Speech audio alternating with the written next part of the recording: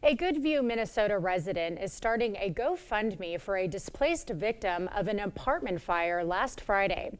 Nate Scott lost everything he owned when the blaze tore through his home. Now he's trying to get back on his feet. News 8 Now's Jeremy Wall has this story. Jeremy.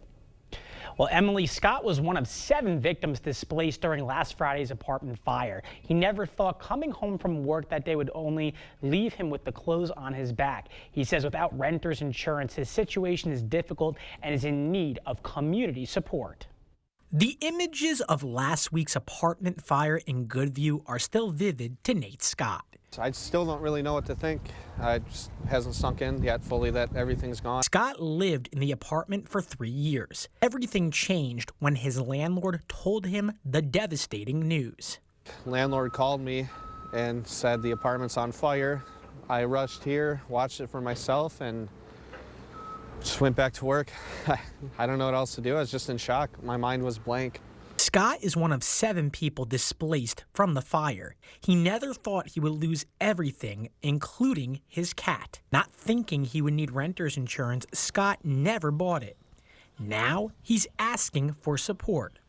Recently, his friend Amanda Williams organized a GoFundMe. I've known him for, a couple of years now. I know that it's such a tragic event of what happened, and it's great to see how far the GoFundMe has gone so far. Since its launch, more than $4,400 has been raised. His goal is $10,000, but he's hoping to raise more. If it really takes off, I'd love to be able to spread it with some of the other tenants too, whatever I don't use.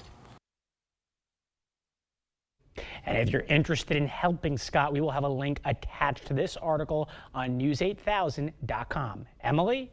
A devastating loss for him. All right, thank you, Jeremy.